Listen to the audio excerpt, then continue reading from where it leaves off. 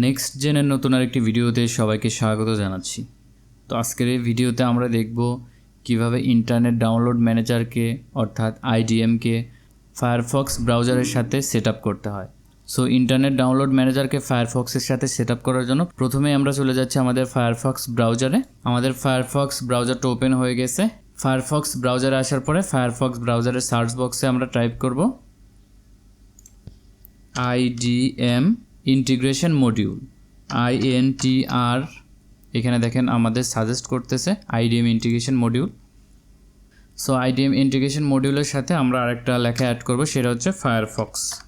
So IDM integration module Firefox লিখে search করার পরে আপনারা প্রথমেই যে সার্চ রেজাল্টটা দেখতে পাচ্ছেন IDM integration module get this extension for Firefox. So আমরা এই লিঙ্কে ক্লিক করছি। সো এই লিঙ্কে ক্লিক করার পরে আপনারা এরকম একটা ইন্টারফেস দেখতে পারবেন। সো এই পেজে আসার পরে অ্যাড টু ফায়ারফক্স বাটনে আমরা ক্লিক করব।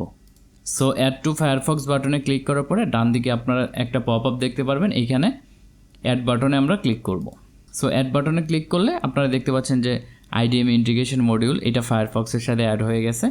এরপর আমরা ওকে বাটনে ক্লিক করছি এবং এখানে একটা মেসেজ দেখাচ্ছে যে internet download manager extension for Mozilla Firefox has been installed. অর্থাৎ আমাদের মজিলা ফায়ারফক্সে ইন্টারনেট ডাউনলোড ম্যানেজারের যে এক্সটেনশন বা অ্যাডঅনস ছিল সেটা আমরা অ্যাড করে ফেলেছি। সো উপরে ডান দিকে আপনারা দেখতে পাচ্ছেন যে ইন্টারনেট ডাউনলোড ম্যানেজারের এক্সটেনশনটা অ্যাড হয়ে গেছে। সো এখন আপনারা দেখতে পাচ্ছেন ইন্টারনেট ডাউনলোড ম্যানেজারটা আমাদের ফায়ারফক্সের সাথে সাকসেসফুলি সেট আপ হয়ে গেছে।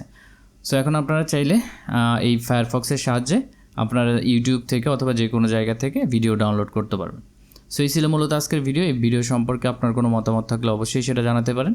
সো আজকের মতো এখানে বিদায় নিচ্ছি। আল্লাহ হাফিজ।